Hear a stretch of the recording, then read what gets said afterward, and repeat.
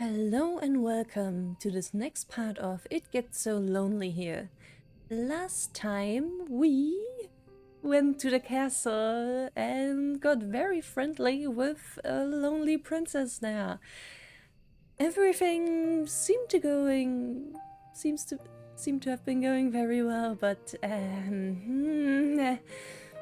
well, it seems like the princess has literally eaten all her servants, which also included us in the end. Oopsie daisy. But yeah, it actually read very well. I kind of feel like it actually was like the first thing written, the last thing written, or the road which inspired the entire game or something. Because it just felt, I don't know, more significant. It wasn't exactly longer, but something about it felt special. Anyway, now we are only given one single choice, which means to, well, give up. So, you've come back here, have you? That does not come as much of a surprise. Though presented with three potential paths, it is not as though traversing any of them would have any particular impact upon your ultimate fate. True that, we only really get to choose who our killer will be and also how we die. In the end, you were always destined to return here. Did you really think you had a choice? How hopelessly naive of you. I thought that you were smarter than that. Your breath, which once escaped your lips in sharp, ragged gasp, is now on the verge of petering out altogether. Your lungs feel deflated, as though they have been punctured. Your blood is rushing through your temples in a heady, overwhelming surge. Your stomach, meanwhile, has twisted itself up into knots. Your body feels heavy, your legs in particular. They no longer wish to obey you. You take a stumbling step forward, and your foot gets caught in a tree root. You're certain that you passed this root once already, and that you sidestepped it. But perhaps your memory is beginning to fail you, just like the rest of your body. The witching hour. Is it almost time for me to make my entrance? Oi, oi, oi. You gasp, surprised, and pitch forward, dull and senseless, like a sack full of potatoes. Your arm hits the ground with a crack, one which makes you cry out in pain. Tears begin to beat in your eyes, wet and salty, tears which you cannot stymie. So many new words. You're not as resilient as the gravedigger, nor as carefree as the princess. If you lived underwater like the mermaid, then nobody, at the very least, would be able to tell that you are crying. But you do not, and I can. Believe me, I can. Your arm aches dreadfully, and at least you can still feel it. Your poor feet, meanwhile, have gone quite numb. You would try to stand, had you the energy, but you know as you sit there dazed that this would be a futile effort. You cannot stand, not any longer. It hurts too much. You really have been through a lot tonight, haven't you? I fear I have not been very kind to you. You sure haven't. You sure haven't. You were quite mean the entire time. But you ought to be accustomed to the hardship. Why then are you crying? You always have been a crybaby. That is why they teased you so much. It is because they knew they would be guaranteed a reaction. You are very predictable. Even now, after you try to borrow my power for your own purposes, you have not changed at all. As you sit there sobbing, you hear, or you think you can hear, footsteps approaching you.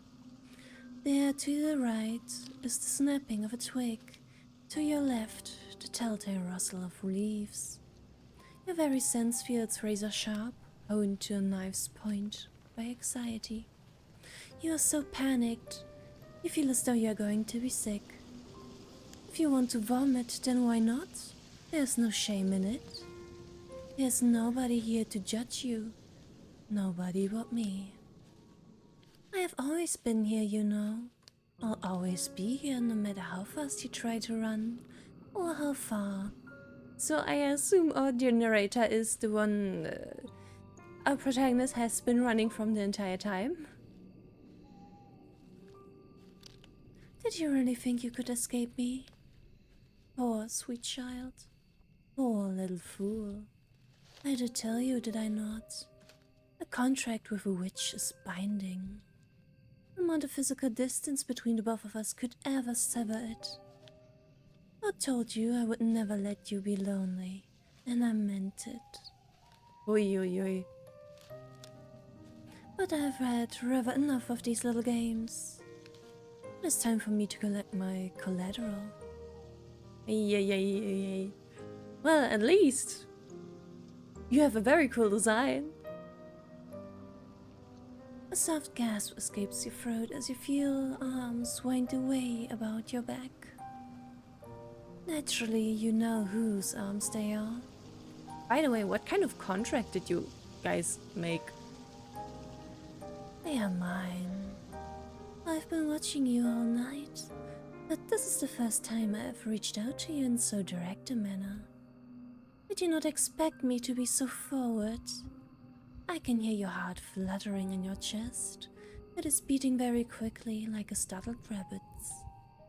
Your breaths are short and sharp. It is a cool night, and though I am holding you, you are still shaking. I wish you would not tremble so. Everybody fears the unknown, but we are not strangers. We have spoken before, have we not? When you first called me forth from the ether, using that book you found in the library. You were desperate enough then to turn to the occult for help. Yeah, I think there were weren't there hints that our protagonist had been isekai'd? You pleaded with me to use my magic for your behalf. You begged me.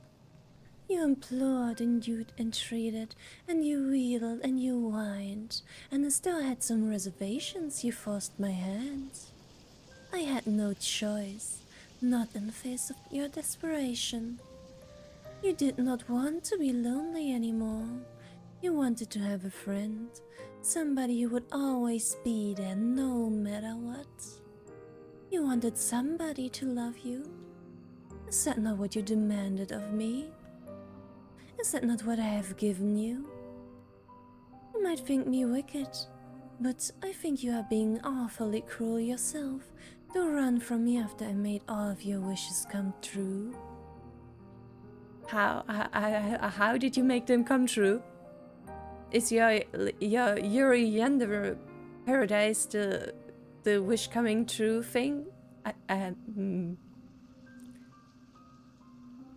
I don't think she asked for that. I did think, you know, about punishing you from running away from me. I thought of poking out your eyes so you might never see anybody other than me. I thought of cutting off your long, lively hair so that nobody might ever think you're beautiful but me.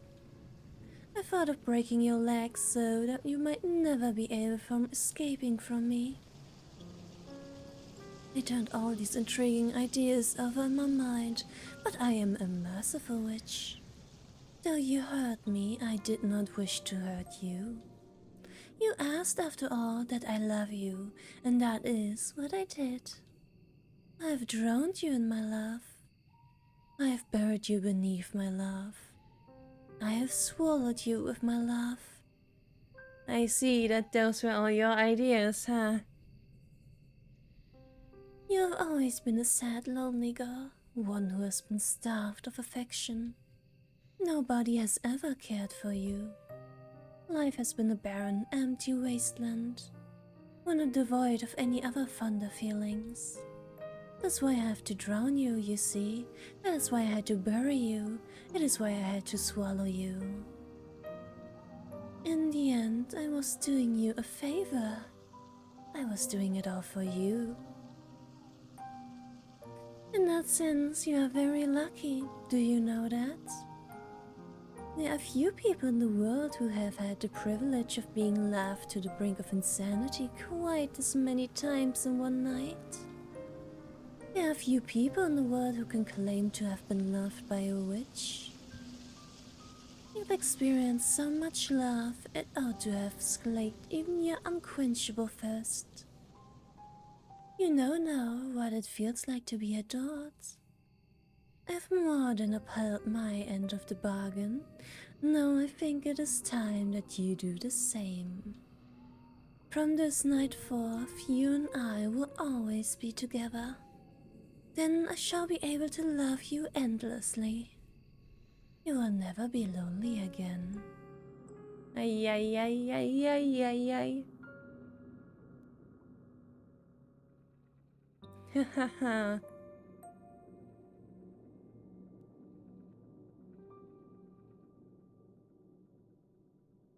And so we are back again at the title.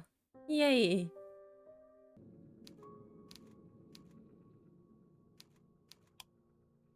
Welp.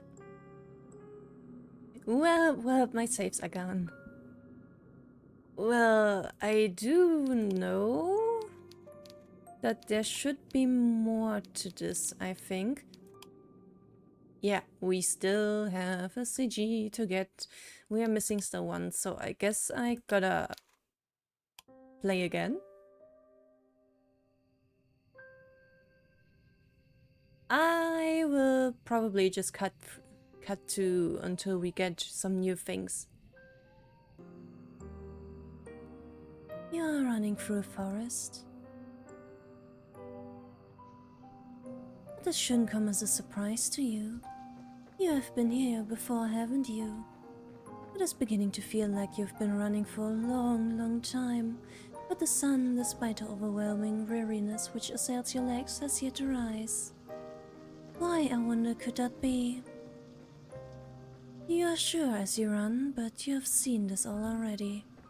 You have seen the fractal pattern of the moon's milky glow as it spills on the uneven forest floor, and the trees which, just out of the earth, like eerie monuments to a foreign god. You have seen the wicked brambles which sought to ensnare you, and I might add succeeded, and tree roots, hooked like the sharpy fingers of witches far older than I, which sought to trip you. You have cut your feet, you have torn your skirt, you have taken numerous paths, yet they are all ended in failure. Once you had hope. Now it is gone. You've already given in to me. So why are you still running? Where to, actually? Silly girl, did you really think you could escape from me after all I have subjected you to already? There's no use trying to escape from my embrace, and if I may be so bold, I am hurt that you would even attempt it. Were you not happy with me? I was happy with you. But no matter. You're a stubborn little chit, and perhaps you think that things will be different this time around. That is why you began to run. I can see, despite the fear in your eyes, that your resolve has not burned out. Not just yet. A spark of it still remains, a spark that I meant to extinguish for good. It is pointless, you know, trying to escape from a witch's curse. In this forest of phantasmagoria, constructed from my own powers, I'm the creator goddess, Mother Earth if you will. It does not matter how quickly you run, trampling the tall grass and the loose leaves and the ugly spotted mushrooms underfoot. I still have you right where I want you, in the palms of my hands. I will not let you get away that easily. But very well. If you insist on playing this little game, then I will indulge you. I will play along. We can do this all over again. Now, where were we? Oh yes. You are still running through a forest. It is late as night and the sky is black as pitch. There's nothing to light your way save for the moon's milky glow, and its rays cannot reach you, not properly. Repeating dialogue. Skipping forward a bit. I would say that your fate is in your hands. But both you and I both know that is incorrect. Your fate is and always has been mine to manipulate. Must we really go through this rigmarole again? You won't discover anything new, you know. The mermaid, the gravedigger, and the princess will not deviate from the scripts which have already been prepared for them. I did not, in all honesty, think to furnish any further responses for them. I did not think you would be seeing them again. But no matter. If this is what you want, I shall provide it for you. Go ahead. Throw your life away again, and again, and again. Be drowned by love. Be buried by love. Be consumed by love. Then, when you have had enough and you can no longer stand, submit yourself once again to my embrace. And let yourself experience the love as precious few humans have ever before had the misfortune of experiencing. Yee. Alrighty then. Like again, I will cut out everything that is old and show you what is new. So until then. Alrighty, here we are again at being devoured. Let's fight against our fate again. Oh, you wish to keep going, do you? That is impressive, given this is the second time you have been devoured so heartedly. All of the demises you have experienced, this one is the most gruesome. If you had tired of these repetitions, I would understand. I'm not a wicked witch you might think I am, and I would be willing to show you mercy should you want it. But I can tell that you do not want it. Goodness me, you are stubborn. Why, I ask you, do you continue to fight? There's no escape for you, you know. I will never let you leave, no matter how you struggle. But very well. Let us go back to the beginning once again. Fate is in your hands, or so I once told you. You ought to know now, however, that this was never truly the case. You still belong to me. I'm not going to let you get away from me, not that easily. You can struggle as much as you want, but it will be in vain. It does not matter where you go. I will always find you. I can promise you that much. I can't imagine, but somehow we gotta get out of this loop, you know? There's gotta be something. And we still have one CG to get, so... something will await us. Something good, hopefully. Please. Alright, then let's go to the shore. So, you want to go to the shore? Good idea. Yeah, I think this is repeated dialogue again. I want to personally thank Ebihime for making the skip so fast. Wow, I wasted like no time going through everything again.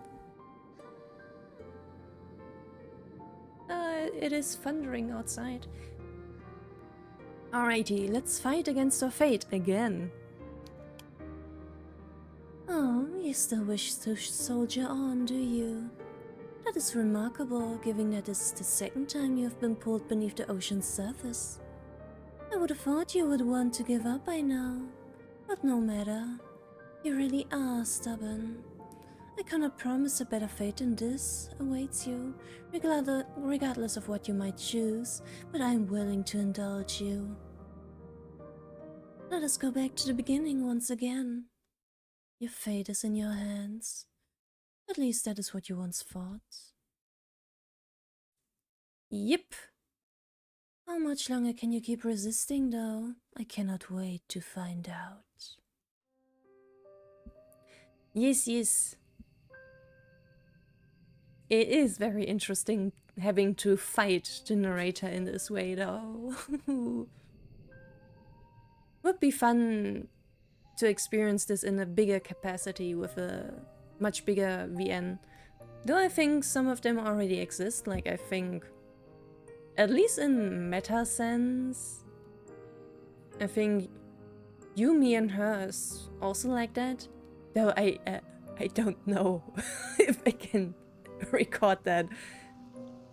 I would first need to get a bit more okay with seeing sexual content, and second I would need to censorship the shit out of it.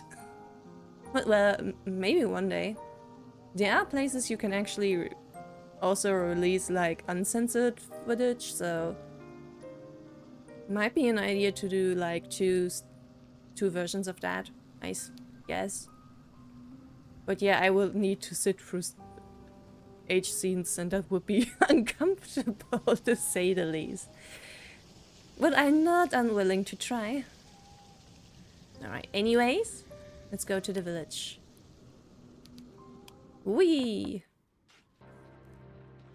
Here we go again. Let's fight against being buried also. We do not want to be buried. That is rather not so nice. I prefer being drowned, actually. At least the death is quicker. My, this is certainly unexpected. I had rather thought, after everything you've been subjected to, you would no longer wish to continue this farce. I was fully prepared for you to forfeit yourself, at long last, to my loving embrace. I am ready to embrace you, should you so desire it, and cradle you within my unassailable affection. But it seems you're not ready to submit, not quite yet.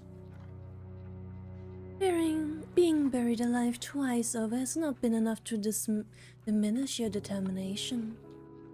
You still wish to fight against me, as if you had any hope of succeeding. Your efforts are all futile, do you not know that? I'm far, far stronger than a skinny human like yourself could ever even begin to contemplate. You would be better served if you gave in. Or perhaps I have not loved you effusively enough. Not just yet. If you are to learn anything, I must first beat it into your thick skull of yours. Will you listen to me then? I only want what is best for you, you know. Ay. Hurting you hurts me too. Sure, it does. Sure, absolutely. Not really. But if that is what you want, so be it. Let us go back to the beginning once again.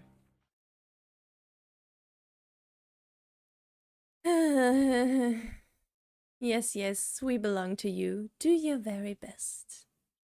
Will not work, but it should be entertaining if nothing else. Give up? Question mark? Though I gotta give props to her protagonist. She really is holding on well. I don't think I don't know how I would react if I was in this shitty of a situation. It's hard to think about. Especially because the script is like set. She can't like act differently or anything. That is the worst part of everything. Alright, let's give up question mark. There, you see, are you happy now? I told you that there was no use in repeating this night, yet you failed to listen. You've been drowned, buried, and consumed once more. And for what? Do you feel as though you have made any progress in your attempts to escape from me? Once again, you find yourself as you were at the end of your last foray into my forest full of nightmares. You are kneeling upon the ground, your feet aching, perhaps still bleeding, and your skirt is tattered and torn. You try to inhale, but it hurts. It feels as though your lungs have been punctured by a pair of embroidery scissors. When you swallow, you can taste salt upon your tongue. You blink.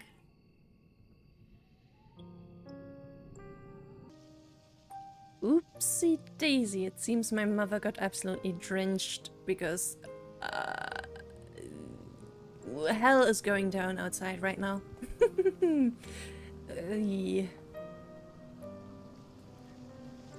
You blink, but it's so very dark in these woods you feel you cannot see. There's a heavy, leaden weight upon your shoulders. It feels as though somebody is shoveling soil upon you. Your body is cold, as though it has been sapped of all warmth. Your blood, which ought to flow through your veins, feels as though it has frozen. That, or it has been purged from your body altogether in rust-red goblets. Have you not had enough of this now, silly thing? I'm saying this for your sake, you know, as much as I am mine. Though I might have trapped you hence, I did it only because I care for you. I want only for you to realize the folly of your ways. Now cease your foolish attempts to escape. I will accomplish nothing save stretching your mind beyond its limitations. It has already, I fear, been stretched thin already. Humans are not designed to die, not as incessantly as you have. One death will be enough to finish most of your kind off, yet you have endured 6 of them. You do not want to go through that again, do you? Then do not run from me. Let me console you. Let me embrace you. Let me love you. What do you say to that? Nothing, apparently. Cat got your tongue, hmm? Hell really is going down outside. Jesus Christ. I have not heard so much rain in years, I think. Well, no matter. You will not need your tongue to speak while we are together. It is an unnecessary appendage. However much you might wish one day to whisper sweet nothings to me. I'm an all-powerful witch, after all, and I can hear all of your thoughts. I know what you are thinking.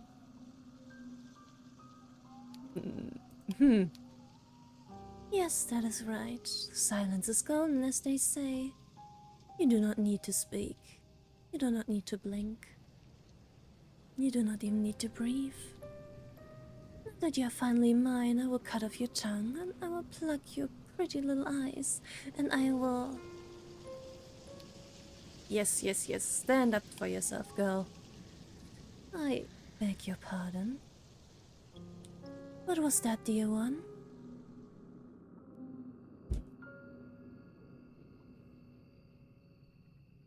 Thunder is striking. Very nice CG, by the way. I said no. I'm not your dear one. I never wanted this. What? You would still defy me still after all you've endured? A 6 death's not enough for you, you gluttonous girl. Do you wish for more? I just wished for a friend. I didn't want to be lonely. But you ensnared me. You tricked me. Well, I never. What a bold accusation. They're not true though, you know. They're bald-faced lies. I did nothing of the sort. My name might begin in a similar fashion, but I'm not Mephistopheles. I was very upfront when we first met. I said if you wish to make a contract with me, it would cost you. It is your own fault you did not listen. You accepted my terms and now you are paying the price. Now, if you will come with me, my dear. I'm not your dear! Well, now, it has all become rather tiresome. I must insist that you cease this childish outburst at once, or else... What? Will you cut off my tongue? Will you pluck out my eyes? You already stole my name. But it's coming back to me. What? No. That should be impossible. You gave your name to me. You gave your soul to me. You pledged your heart and body to me, and now... And now I want them back. I'm tired of these games too. Medea. You... remember my name?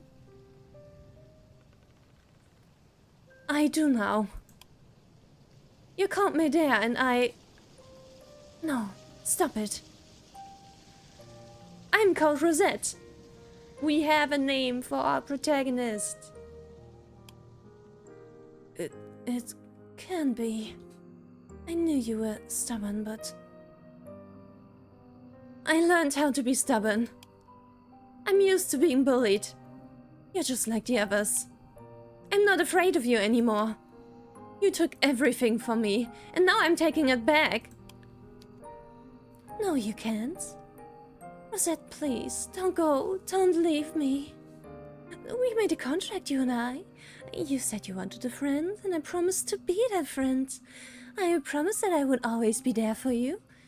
Do you really mean to abandon me? That was the general idea. And what of me? What am I supposed to do?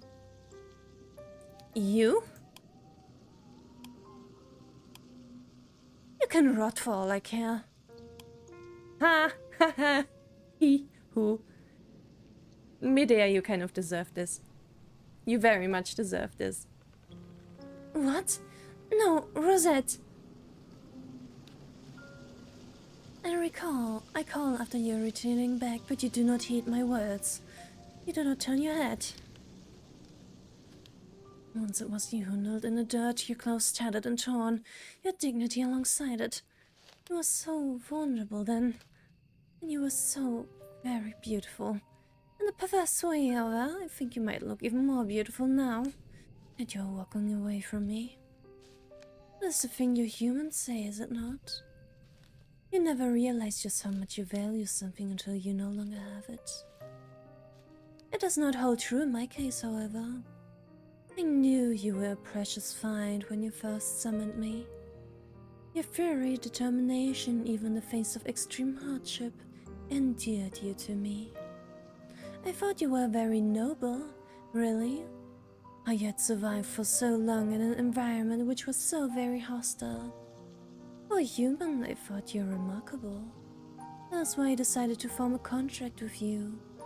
I thought with a human like you by my side, my own life of empty, endless wandering might not be so lonely. Goodness me. I must be growing sentimental in my old age. No, you're not the one upon the ground, it is I. I could keep calling for you, but I know it would do no good. You will not turn back for me now, not when I have caused you so much suffering. I did not mean to hurt you so, though. I truly did love you, Albert, in my own way. Maybe learn a better way first. Maybe, you know, write a happier story instead. In the end, however, I suppose the love of a witch was too much even for you to endure. Now there's nothing but the milky moonlight and the trees which jet out of the earth about me. They look like monuments built in honor of a foreign god. They look nothing like from the world that you knew, Rosette. Because they are not of your world, they are of mine. Now you have fled from me like a bird let loose from its cage. I fear I will never see you again. I will be on my own in this forest for all of eternity. Or until another silly little girl with stars in her eyes and dreams in her heart summons me once more. It has happened a handful of times in the past. It might one day happen again. Until that day, however, I will lie here among the foliage and the fog, and I will close my eyes. I will let myself dream. And enrobed in the indulging mist, I shall think to myself. It gets so lonely here, yeah. Well.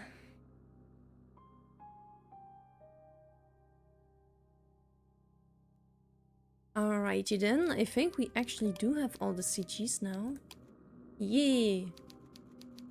Would you look at that?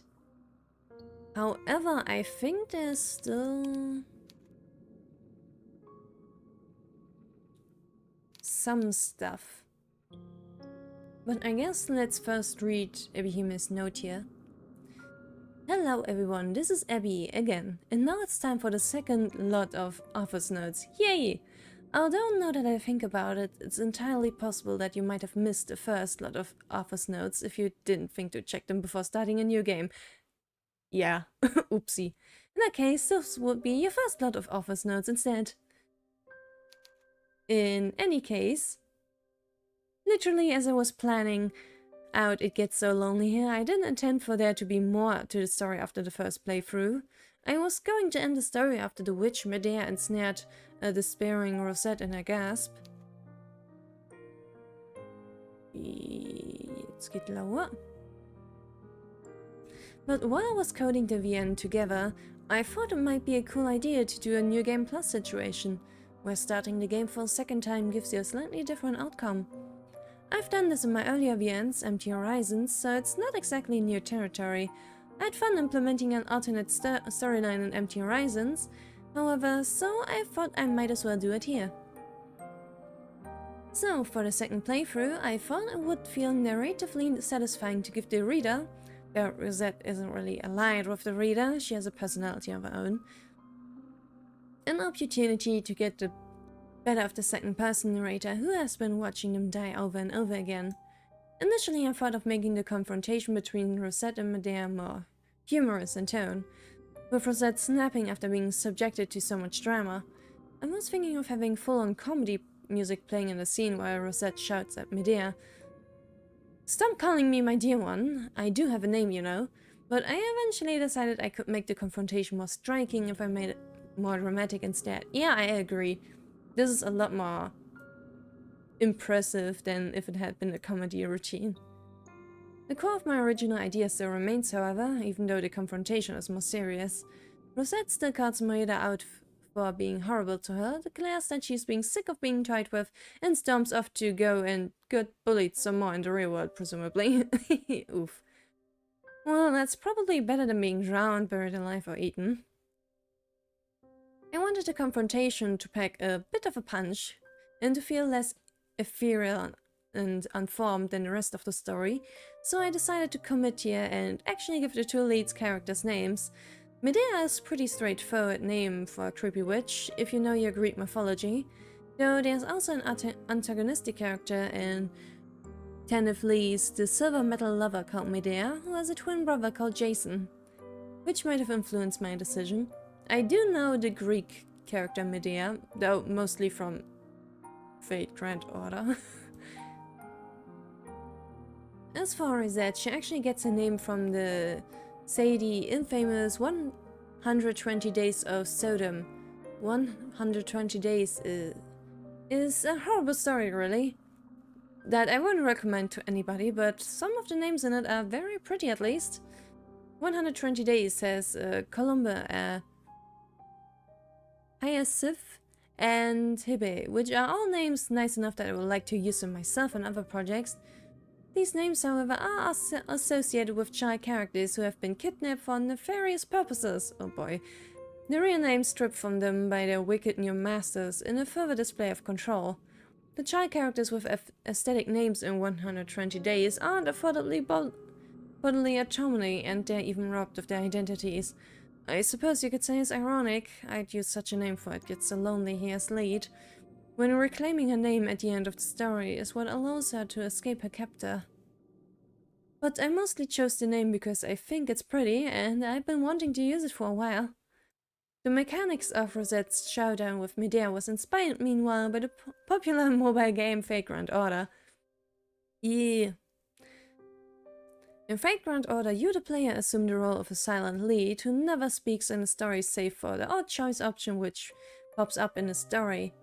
Choices which, for the most part, only offer very slight alterations in the script. The main character in Fate Grand Order never gets any dialogue directly attributed to them, outside of these choices, Though there are a few instances in the story, typically during serious moments where your allies are in grave danger and you have to take a stand, where you are given an option to directly interact with your opponents. I also played Faint Grand Order for a while. I think for like a few years at the start of university. In these instances, the player will be presented with a bunch of different dialogue options back to back, inside choice boxes that you can press.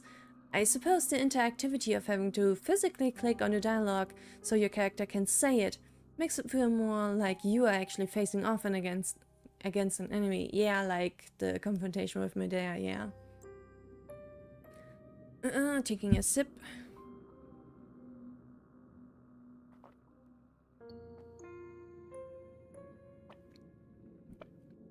Like the mute main character in Vagrant Order, Resort doesn't have any dialogue directly attributed to her in the story, but she does get a chance to speak for herself, so to say, using the choice bubbles that were previously used to determine which route you wanted to experience. It is not groundbreaking, I suppose, but it was a lot of fun to implement. I thought it was pretty satisfying to give a long-suffering heroine a chance to speak back against the tormentor if nothing else. Yep, I agree. The mermaid, the gravedigger, and the princess, alas, still don't get names of their own. They are co-signed to their roles as fairy tale representatives, rather than fleshed out characters, so they're a little more enigmatic than both Resort and Medea. I imagined these girls as fabrications created by Medea. In any event, who only exist to torment Rosette, so maybe you could think of them as Water Medea, Earth Medea, and Blonde Medea? Maybe? It wasn't a direct inspiration, but I also feel like there's some serious Higurashi Sotsu vibes in It Gets So Lonely here. I was thinking while I wrote that final confrontation that it reminded me of something, but now I'm not starting to wonder if Rosette and Medea have Satoko and Rika vibes, or maybe Baron Castle and Lamberdelta vibes. I only know Satoko and Rika. It wasn't really intentional, but it might have been a subconscious influence, given I'm a pretty big Ryokishi 7 fan. That should wrap up the notes of this visual novel for real this time. Once again, I hope you enjoyed your time spent with it. I had a lot of fun putting it together, though I think I enjoy it more because of the mechanics than the story itself. It feels like a bit of a departure from my usual visual novels, minus Once in a Windswept Night, I suppose, which also did have some strange things with Renpy. And it was fun trying to get the code to work exactly how I wanted it. Now, if you're at all worried about Medea, who's been left on her own in the woods, you can go and check up back on her. You wouldn't want her to be lonely now, would you? Doing that would reset all of your data though, so don't go making contracts without witches nilly-willy. Your actions do have consequences. Alrighty, that sounds like a challenge. That sounds like a challenge, like I'm supposed to do that again.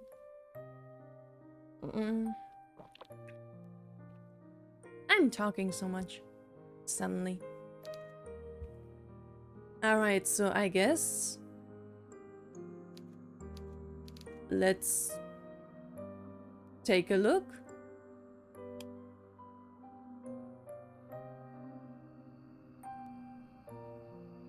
I am sitting in the forest. It is late at night and the sky is as black as pitch. There's nothing to light my way save for the moon's milky glow, but its rays cannot reach me, not properly. The trees which surround me, jutting out the earth like eerie monuments to a foreign god, are blotting out most of the light. If I were running, I would not be able to see where I was going. But such concerns are trivial to me. There's nowhere, after all, for me to return to. I am all alone. You have abandoned me. You made a contract with me once, when you wished for a friend. It was a contract I swore to fulfill upon my good name. But you betrayed me. Oh, Rosette, why did you have to go? My days were intolerably dull and tedious with you to amuse me. Your company slaked my boredom nicely. But now that you have gone, That boredom has returned fourfold. It is so consuming, I fear I may go mad from it. If I have not gone mad already. I think you are plenty mad. If only there was another mortal out there, one who might keep me company. If only. Oh? Perhaps I spoke too soon? It would seem that another has intruded upon my moonlit solitude after all, far more quickly than I was expecting. How very fortuitous. Well met, stranger. Does the moon not look beautiful tonight? Why, it is almost as if our encounter were preordained by a being far greater than the both of us. But that, of course, is a foolish thought. There are few beings out there more powerful than myself. Then, would you care to create a contract with me and relive the events of this night anew? Let's not. Oh, do you not wish to stay with me, dear one? Very well. You are awfully cruel, but I can understand how you feel. I am a benevolent witch, regardless of what some people might say. I would never force you to do anything, not against your will. My love is, and has always been, reciprocal in nature, though she did not appreciate that. Now, if that is all, would you like to run along? No good can come, you know, of solidizing with witches in the dead of night. You had best be on your way and quickly, otherwise I might just change my mind. After all, it gets so lonely here.